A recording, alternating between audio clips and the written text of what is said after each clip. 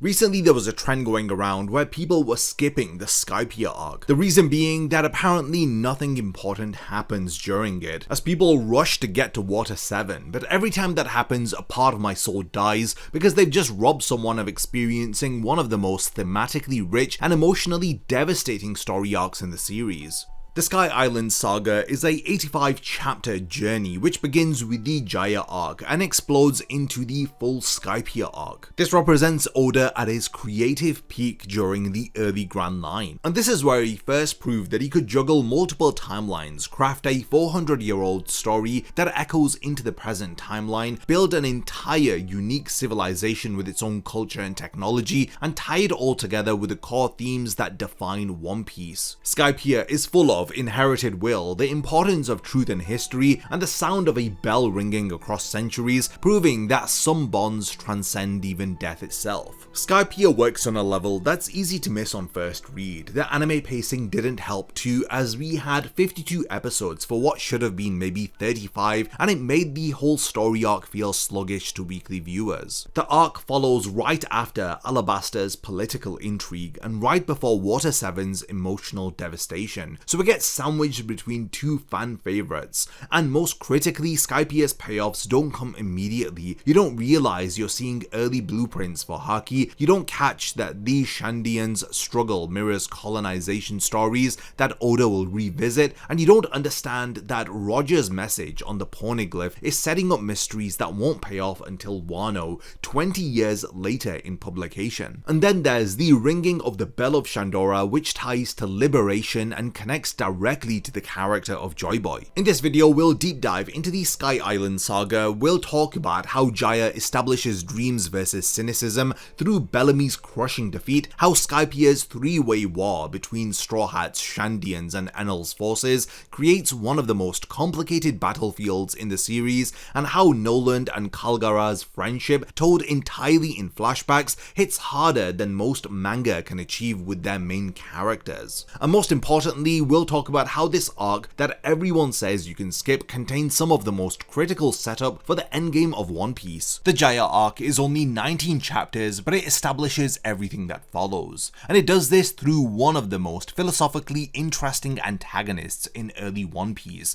This is Bellamy the Hyena. Bellamy represents a specific type of pirate that Oda needed us to understand that exists in the world. Not the dreamers like Luffy or the schemers like Crocodile, but the cynics. These are the new age pirates, as Bellamy calls them, who have looked at the Grand Line and decided that chasing myths is for idiots. The City of Gold, it doesn't exist. Islands in the sky, they are fairy tales. The One Piece, well, it's probably nothing. These pirates focus on tangible power, going after bounties, territory, and the gold rush of seizing whatever they can see and touch. Here's what makes Bellamy work as a character. He's not entirely wrong. His philosophy has a logical foundation. How many pirates have died chasing legends? How many have wasted their lives searching for emerald cities and fountains of youth? From a purely pragmatic standpoint, focusing on immediate achievable goals does make sense. Bellamy has a 55 million berry bounty, a loyal crew, and control over Mocktown. He's successful by any reasonable metric. But then the Straw Hats walk into his bar asking about Sky Islands, and Bellamy loses his mind. The scene in the tavern is important because it's more than just about acquiring information, as in this moment we see two worldviews colliding. When Nami asks about Sky Islands and the entire bar erupts in mocking laughter, Oda is showing us a world that's forgotten how to dream. Mocktown isn't just a pirate haven,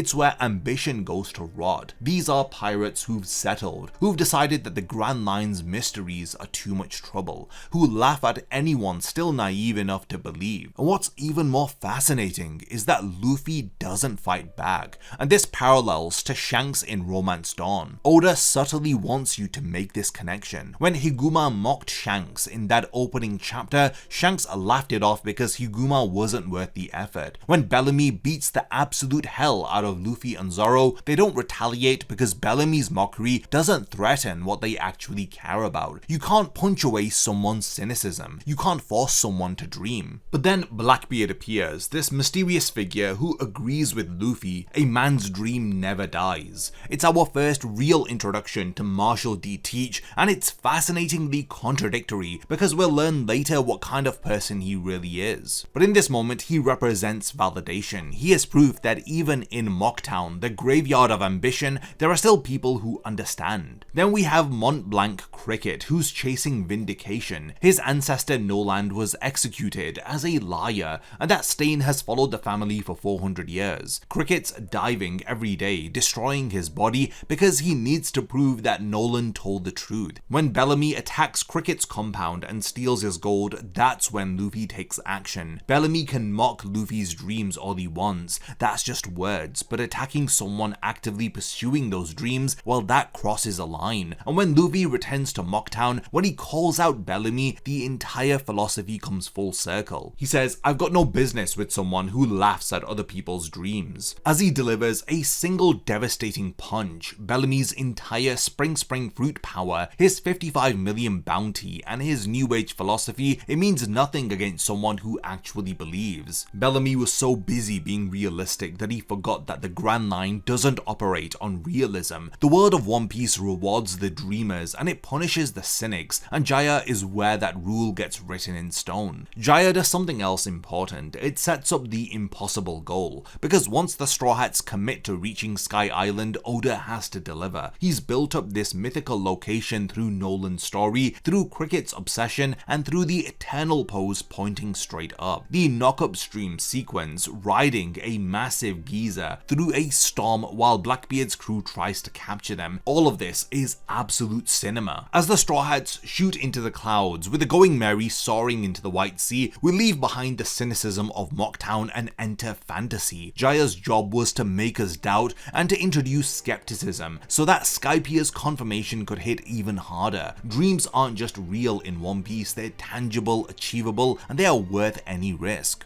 The moment that the Straw Hats land in Skypea, Oda begins world building at a level that he hadn't quite attempted before. Alabasta had its own culture, but it was built on recognizable Desert Kingdom foundations. Skypea is different. It's a fully realized civilization operating on fundamentally different principles than anything we've seen up until this point. And Oda doesn't just tell us about it, he shows us through every detail. Let's begin with the simple stuff. The currency is Extol versus berries, with an exchange rate of 10,000 to 1. That entrance fee of 1 billion Extol, which is 100,000 berries, immediately tells us something about the economy here. It's inflated to an absurd degree. And then Konis and Pagaya treat these Straw Hats with overwhelming hospitality, offering them housing and food without question. And then you have the technology. Dials are easily one of Oda's most creative inventions. These shells store and release all sorts of energy like wind, fire, sound, impact, and even clouds themselves. They define how the civilization on Skypea functions. Waivers use breath dials for propulsion, milky dials create roads through the air, impact dials turn defense into offense, and crucially, these aren't devil fruits or haki, they're technology that anyone can use, which means Sky Island civilization developed along a completely different technological tree than the Blue Sea. The geography itself is alien. Sea clouds and island clouds function differently, with one being like water and the other like ground. The White Sea exists 10,000 meters above the White Sea. Verth is dirt, which is actual soil from the Blue Sea, and it's treated as sacred, as treasure beyond gold, because it can sustain plant life in ways clouds cannot. This religious reverence for Earth is the foundation for the entire 400-year conflict. When Upper Yard appeared in the sky, when half of Jaya came shooting up through a knock-up stream, it was holy ground to the Skypians and stolen homeland to the Shandians. The political structure is really interesting too. The title God doesn't mean deity, it means ruler, leader, or sovereign. But the way people treat it, the way Enel weaponizes it, and the way even Ganfall, the former god, understands its power, there is deliberate ambiguity with the title. Does the position of God carry actual authority authority that transcends normal governance. When Enel declares himself God and backs it with the Goro no Mi's lightning power, he's exploiting that ambiguity. You can't rebel against God. You can't question God. God's judgment is absolute. The White Beret and God's guards establish a hierarchy of enforcement. The White Berets are pretty much police that deal with minor issues like fines and escalating punishments. The system is very bureaucratic. Sneezing without permission raises your crime level, for example, which shows a society that's been locked into rigid control. But the real power is Enel's priests and the God's army. They are executioners, each one guarding their ordeal and eliminating anyone who enters their domain. This is where Skypia's world building transcends most manga.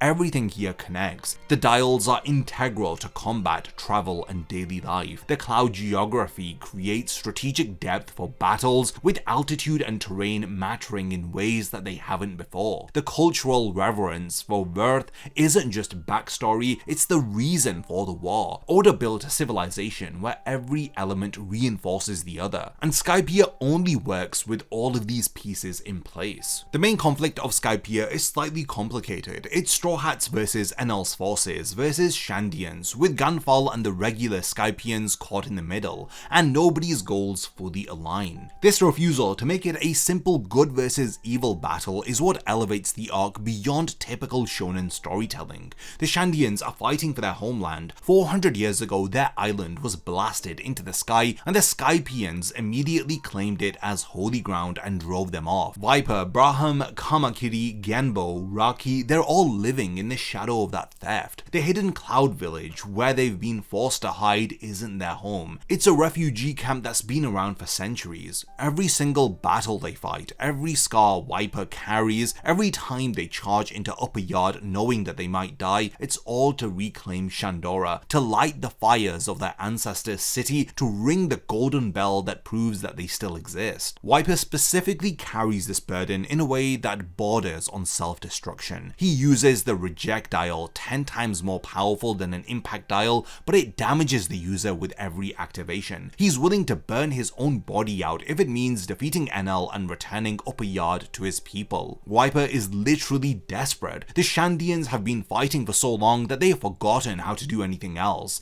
When Viper attacks Gunfall, who's trying to negotiate peace, he rejects it outright because peace would mean accepting the current situation, and accepting it means admitting his ancestors died for nothing. The Skypians, meanwhile, aren't villains either. Gunfall's perspective is critical here. He was God for years and he tried to make peace with the Shandians. He wanted to return Upper Yard to end the 400 years of war, but his own people wouldn't accept it because they'd been raised believing Upper Yard was sacred ground bestowed by heaven. They couldn't just give it up without betraying their religious beliefs. Then Enel showed up, overthrew Gunfall, and instituted a reign of terror so absolute that both Skypians and Shandians had to focus on survival over their own feud. Konis and Pagaya represent the average Skypian that is terrified, complicit through fear, trapped in a system where even thinking rebellious thoughts might get you killed. When Konis betrays the Straw Hats by summoning the Express Lobster, she's shaking the entire time. When she later risks her life to warn Angel Island about Enel's plan, she's defying everything her society has taught her about submission to God. The Skypians aren't evil, they're just paralyzed with fear. Then you have Enel's forces, which are genuinely malevolent.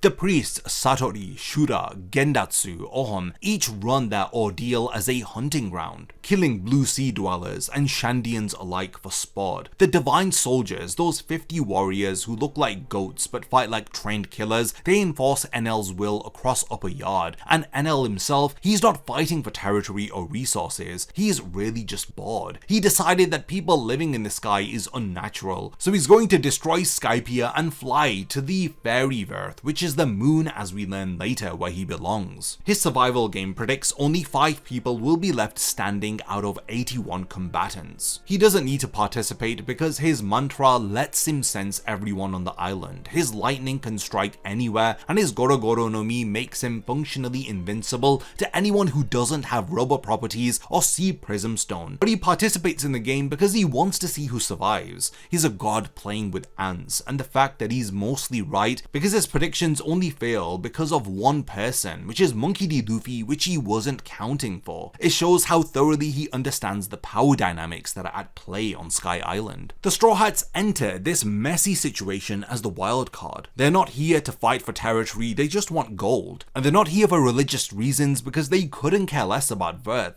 They're not even particularly invested in the political situation at first. Luffy wants adventure, Robin wants the Poneglyph, Nami wants treasure, and everyone else is just along for the ride. But as they get pulled deeper into the conflict, they see what Enel's doing. As they hear the Shandian story, their goals begin to shift. This is where Luffy's simple morality cuts through all of the complexity. He doesn't care about the nuances of the 400 years of war. He doesn't care about who has the historical claim to Upper Yard. What he cares about is that Enel's a bastard who hurts people for fun, and someone needs to punch his lights out. The fact that defeating Enel also helps the Shandians and Skypians is secondary. Luffy's fighting because that's what he does when he sees someone suffering. The brilliance of this three-way structure is that it forces every character to make a choice. Wiper has to decide whether to trust Gunfall. Gunfall has to decide if he's going to help the Blue Sea Dwellers. The Shandians have to decide whether if revenge matters more than survival. And everyone eventually has to choose whether to keep fighting each other or focus on the actual threat, which is the maniac with the god complex and the power to back it up. Enel's a villain who genuinely believes that he's untouchable. He's not like Crocodile, whose plan had vulnerabilities that he tried to hide. He isn't like Arlong, whose racism was compensation for his own traumas. Enel literally cannot be hurt by conventional means, and he knows it. The Goro Goro no Mi is one of the most overpowered devil fruits introduced at this point in the series, and Enel's mastery of it borders on absurd. Lightning Logia properties mean physical attacks phase through him. His lightning can restart his own heart if someone somehow manages to kill him. He can move at the speed of electricity, flash stepping across Upper Yard. His casual attacks, like Elthor, are named after Norse gods, and they are powerful enough to instantly vaporize human beings. When he gets serious and creates Raigo, the massive spherical thundercloud, he is creating a weapon of mass destruction that can erase entire islands. And that's before we even get into Deathpia, where he's manipulating thunderclouds on a countrywide scale. But the Goro Goro no Mi is only one aspect of what makes Enel terrifying. The real weapon is his mantra, or in other words, observation haki, though it's not called that yet at this point in the story. Enel's mantra is so developed that he can hear every conversation across Skypea. He knows where every person is, what they're saying, what they're planning. When Connis whispers the truth to the Straw Hats, Enel hears it from kilometers away, and he drops a lightning bolt on her immediately. This omniscience is what makes his god persona work. He doesn't just claim to be all-knowing, he functionally is. The combination of these powers creates a psychological effect that's devastating. The citizens of Skypea live knowing that God is always watching, always listening, and any dissent results in instant execution. There's no chance to organize resistance because Enel knows about it before it forms. There's no safe haven because his lightning can strike anywhere. The only reason Gunfall's home is safe is because it's beyond Enel's mantra range, but even that's temporary. Once Enel takes the Arc Maxim into the sky, his range expands to cover everything. Enel's personality builds upon the horror. He isn't ranting about divine right or spouting philosophy. He's generally calm to the point where he's bored. When he walks into a room, he expects worship, and if he doesn't get it, he barely shows emotion before killing the person who disrespected him. He treats human life like someone swatting flies, not out of malice, but out of genuine indifference. And he isn't doing his survival game to prove his superiority, it's just mild entertainment for him while he waits for his arc to finish charging. The Arc Maxim itself represents Enel's endgame. He had Gunfall's Divine Squad, people who opposed him, imprisoned for 6 years just to build this flying ship. It's powered by his lightning, constructed from the gold of Shandora, which he stripped from the ruins without a second thought about what that meant to the Shandians. And the Arc Maxim was designed going to take him to the Fairyverse. He's going to destroy Skypea on his way out, not because the Skypians wronged him, but because he's decided that they shouldn't exist. Like I mentioned earlier, people living in the sky is unnatural to him, therefore they need to die. It's as simple as that. What makes Enel work is that he isn't wrong about his powers. In any normal scenario, he's invincible. Wiper with the Rejectile and Sea Prism Stone should have killed him, and if it was anyone else, they would have died, but Enel just restarted his heart with his Devil Fruit powers and got back up. The priests losing shouldn't have mattered, because Enel alone is stronger than all of them combined. Even after the Straw Hats take out his entire army, even after the Shandians breach Upper Yard, and even after Gunfall joins the fight, Enel barely considers it a setback. He beats them all without breaking a sweat. The only thing that Enel didn't account for, and he couldn't account for because how could he, is rubber. The Gomu Gomu no Mi's immunity to electricity is the one hard counter to the Goro Goro no Mi, and rubber doesn't exist in Skypea. It's a blue sea material. When Luffy starts tanking lightning bolts, when Enel's ultimate attack does literally nothing to him, the expression on his face is one of the most iconic moments in all of One Piece. Complete incomprehension. His entire worldview is predicated on being untouchable, and suddenly there's this idiot who won't go down. I love Luffy versus Enel. Enel's entire identity is built on being above everyone, on being the god who cannot be challenged. Luffy doesn't care about any of that. God, human, whatever. If you're hurting people, he's going to kick your ass. And the fact that Enel has to resort to heating his staff, to use his mantra to dodge, to tactical retreats and trapping Luffy's arm in gold just to stay in the fight, well, it's humiliating for him. He's supposed to be invincible, and he's getting pushed to his absolute limit by someone who Enel's mind is just a blue sea monkey. Their battle ends when Luffy uses the Golden Ball as a conductor to absorb Raigo's electricity, then smashing Enel into the Golden Bell. As he does so with a giant golden fist, it's thematically perfect. Enel wanted gold for his arc, he wanted it as a symbol of his divine status, instead it becomes the weapon that defeats him. The bell that he didn't care about, that he was just going to take with him as an afterthought, becomes the instrument of his downfall, and the sound of that bell ring echoes across the sky and down to the blue sea. It proves that Enel wasn't a god at all, he was just another idiot who needed to be punched. Where Skypiea truly transcends to a great story arc is where we get the flashback of Noland and Kalgara's story. Oda dedicates multiple chapters to a complete side story set 400 years ago, featuring characters who are long dead, and somehow he still makes it hit so emotionally. Mont Blanc Noland is introduced through a children's fairy tale, Liar Noland, the fool who claimed he found a city of gold and was executed for it. But when we actually meet him in the flashback, he's anything but a liar. He's a botanist, an explorer, a scientist who approaches the world with genuine curiosity rather than greed. When his ship gets caught in a storm and they follow the sound of a golden bell to Jaya, Noland was in search not for treasure but for new plants, knowledge and experiences. The Shandians meanwhile are dealing with tree fever, a plague that's killing them rapidly. They don't understand it's a disease, they think it's a curse, so they're preparing to sacrifice Kalgara's daughter to appease their god. Noland interrupts the sacrifice, cutting down the snake that they worship. The Shandians think that tree fever is a divine punishment, but to Noland it's an identifiable disease with a treatable cause. Kalgara is presented as this fierce warrior who's ready to kill Noland for interrupting the ritual. Their initial conflict is as a result of a cultural misunderstanding. Kalgara genuinely believes his daughter chose to be sacrificed,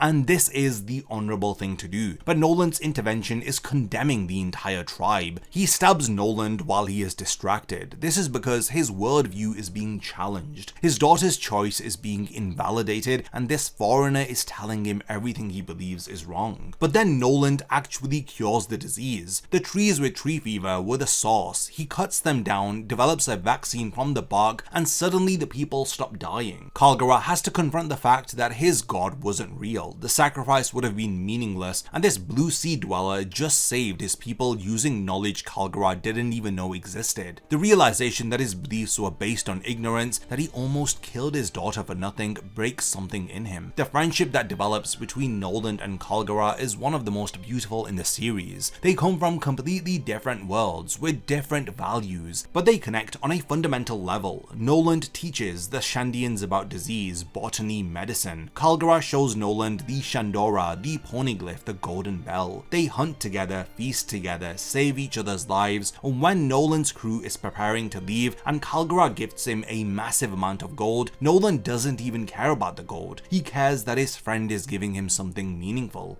Then comes the misunderstanding that destroys everything. Noland, realizing the tree fever could come back if the infected trees weren't completely removed, he makes the decision to cut down the forest where the Shandians' most sacred ground was. To him, this was necessary to protect the health of the Shandians. These trees are corpses, they're spreading disease, and leaving them standing will kill more people. But to the Shandians, this is the ultimate betrayal. They believe that their ancestors' spirits live in those trees. The sacred forest is their connection to the past, and Noland just destroyed it without permission. When Kalgara confronts Noland, when he banishes him and his crew from Jaya, Noland doesn't try to explain. He understands that he crossed the line. He violated their sacred space, even with good intentions, and no amount of justification will undo that. So he leaves, and only when Kalgara's daughter reveals the truth, that the trees were infected, that Noland saved them again, this is where Kalgara realizes what happened. The scene where the Shandians ring the golden bell for Noland is devastating. Kalgara screaming Noland's name across the ocean, apologizing, begging him to come back someday,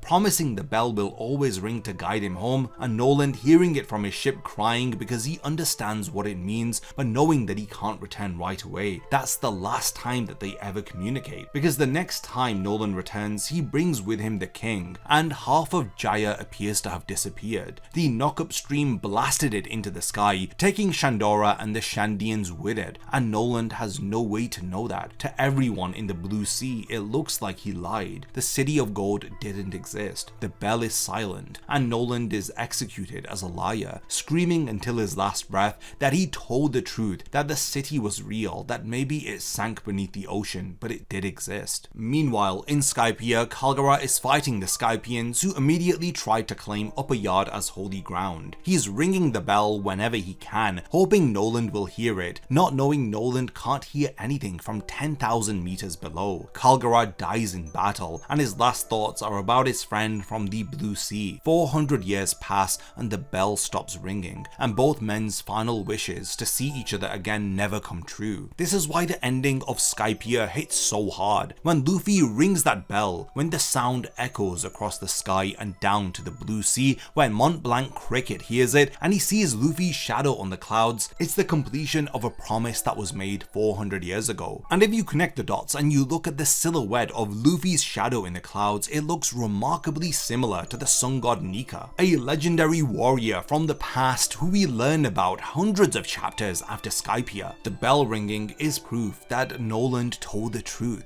It's the message Kalgara wanted to send finally reaching its destination 4 centuries later. And this is the theme of inherited will which One Piece always effectively conveys to us. Skypea introduces concepts that won't be fully explained for hundreds of chapters, and one of the most important is mantra. At the time, it's presented as this mysterious sky ability. You can sense people's presence, predict their movements, hear their thoughts at a distance. The priests have it, Enel has it at a ridiculous level. Even Isa, a child, has it and can sense the number of people alive across Upper Yard, which is horrifying when you realize she's feeling people die throughout the arc. But looking back with knowledge of Haki, mantra is of course observation Haki. Enel's ability to sense emotions, locations, and even thoughts is just highly developed observation Haki combined with his Devil Fruit's electrical conductivity, allowing him to read the electromagnetic signals within people's brains. The priest's combat precognition is the same thing Kataguri will later demonstrate in Whole Cake Island, and Isa's passive sensing of life forces is the same ability Kobe demonstrates during Marineford. What makes this entire introduction brilliant is that Oda doesn't explain it. He lets it exist as a unique Sky Island phenomenon, which makes sense. Mantra is taught culturally in Skypiea, so of course they wouldn't know about the existence of Haki which occurs in the Blue Sea. But for readers paying attention, this is the first hint that observation-based abilities exist in this world. Dials are equally important for the future. Usopp takes a bunch of them: impact dials, flame dials, breath dials, milky dials, and he incorporates them into his arsenal. These become core parts of his fighting style post-time skip. Nami's upgrades to the climate act use dials. The fact that these ancient Sky Island technologies can enhance Blue Sea dwellers' abilities shows how different the technological development paths were. Skypians advanced in sound, heat, and kinetic energy storage, while the Blue Sea dwellers focused on ships, weapons, and devil fruit application. The reject dial is important because it shows the concept of risk versus reward that will become central to power-ups later. It's 10 times stronger than an impact dial, but it damages the user with every activation. Wiper is willing to use it because defeating Enel matters more than his own survival, but the fact that using your ultimate weapon can kill you adds a bit of moral weight to its usage. This theme of strong abilities coming at a cost reoccurs throughout the series, with Gear 2nd's life-draining effects, Gear 3rd's shrinkage, and especially Gear 4th's Haki depletion. Robin's discovery of the Poneglyph in Shandora is where Skypiea connects directly to the mysteries of One Piece's Endgame. This Poneglyph contains information about the ancient weapon Poseidon, which immediately links to Alabaster's Poneglyph about Pluton. Two ancient weapons mentioned, both connected to the Void Century, both protected by civilizations that were destroyed for safeguarding this knowledge. But what Robin finds next changes everything. It's a message carved in the ancient language written by Goldie Roger. He says, "I came here and guided this text to its proper place." This confirms that Roger was on Skypiea, and Roger could read the Poneglyphs, and Roger apparently had a mission to move or arrange these historical markers according to some grand design. This revelation is staggering because it confirms multiple things at once. First, Roger's journey to Laugh Tale wasn't just about sailing to the end of the Grand Line. It was about understanding the Poneglyphs, about piecing together the Void Century's history. Second, Roger could read the ancient language, which means either he learned it, possibly from Oden as we learn much later, or he had some other method. Third, Roger was actively participating in whatever plan the Poneglyphs represent, not just reading them but arranging them. Robin realizes here that the real Poneglyph, the complete history, is on Laugh Tale. All the scattered Poneglyphs are pieces, and they have to be connected to understand the full truth. This is set up for mysteries that won't be resolved until Wano, when we learn about Oden's role, about Joy Boy, about the true nature of the ancient kingdom. But in Skypiea, all Robin knows is that Roger's been here, that his path and Luffy's path are following the same trajectory, and that the answers she's seeking are at the end of the Grand Line. The Shandians' role as protectors of the Poneglyph is significant too. They've been guarding this stone for 1100 years, fighting to protect it during the Void Century, then fighting for 400 more years just to reach it again. They don't know what it says, they can't read it, but they know that it's important. The criticism people have that Skypiea is skippable comes from a misunderstanding of how One Piece constructs its narrative. Yes, the arc is geographically isolated. It happens literally 10,000 meters above the main story. Yes, most of the characters introduced here don't reappear frequently, though Enel's cover story and Uroge's introduction through Sabodi show Oda hasn't forgotten them. And you could technically go from Jaya to Long Ring Longland without being completely lost plot-wise, but that logic misses everything that makes One Piece special. Skypiea is thematically essential. It's the first arc that's purely about adventure for the sake of it. No princess to save, no country in political crisis, it's just exploration and the pursuit of dreams. It establishes that the world is far stronger than anyone realizes, that myths and legends are often based on truth, and that the greatest treasures aren't always material. Then there are the themes that this story arc reinforces. The themes of inherited will, the importance of history, cultural conflict and colonization, the power of bonds across time. These aren't throwaway ideas that Oda uses, these are things that constantly reoccur in the series. When Law talks about the will of D, when the revolutionaries fight against the celestial dragon's oppression, when we learn about Joy Boy's promise, all of it connects back to ideas that were first explored in depth during Skypiea. The gold that the Straw Hats acquire from the snake who ate part of Shandora's ruins becomes the money that funds their Water 7 adventures. That 300 million berries series is what Frankie steals, and it's what allows him to buy Adamwood, which eventually becomes the Thousand Sunny. The consequences of Skypia's treasure hunting directly enable the next arc's events. Luffy's immunity to electricity becomes crucial again in Wano when fighting Big Mom's lightning attacks. Nami's later upgrades use Skypia's dial technology. Usopp's entire post-time skip arsenal is built around the dials that he collected. Then there's the character progression. This was Robin's first real adventure with the crew. Usopp was growing confidence. Chopper's medical skills saved Gunfall. These aren't disconnected moments. They're building blocks for who these characters become after the time skip. And perhaps most importantly, Skypiea proves Oda can tell a complete self-contained story while at the same time laying groundwork for endgame mysteries. Roger's message, the ancient weapons, the Void Century, the destruction of ancient civilizations for protecting knowledge. These threads won't pay off for literal decades of publication, but they're introduced here with enough subtlety that you can enjoy the arc without understanding their full significance.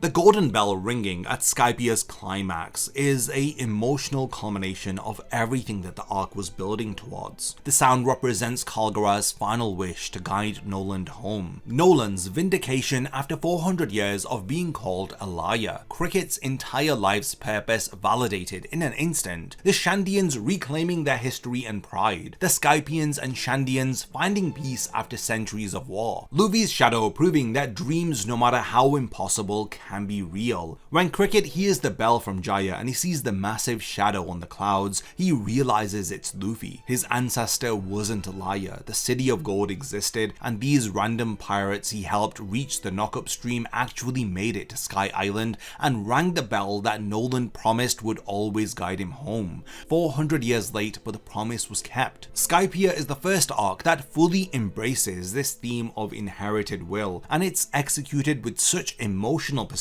that the bell ringing brings more conclusion and climax than a typical villain defeat ever could. Now, Joy Boy's connection to Skypiea is another major foreshadowing element in One Piece, as it reveals that Luffy ringing the golden bell mirrors Joy Boy's actions, announcing a new dawn and linking Luffy to the legendary figure, the sun god Nika, who brought freedom and broke promises during the Void Century. And it seems like Skypiea is a key location for understanding the legacy of Joy Boy, as well as the ancient history of the world, and the truth regarding the Poneglyphs, the ancient weapons, and the concepts of the D initial and the drums of liberation. If you skipped Skypiea or told someone else to skip it, you fundamentally misunderstood what One Piece is trying to do. This isn't a straightforward battle manga where you're racing to get to the latest bits of the story. It's an adventure series that explores a vast, mysterious world where every island has secrets, every culture has history, and every legend could possibly be true. So in my opinion, Skypiea isn't skippable, it's essential reading. Not because you can't follow the plot without it, but because you'll never fully understand what One Piece is about if you skip the arc that most purely distills its themes. But yeah, this is everything that I have on the Jaya and Skypiea arcs. Let me know your thoughts on the Sky Island saga. It's definitely one of the more underappreciated and underrated aspects of One Piece, and for this reason I wanted to shine a bit of a light on it. If there's anything that I've forgotten to mention, then let me know by continuing the discussion in the comments. And lastly, thank you for making it to the end of this video, and I cannot wait to see you in my next one.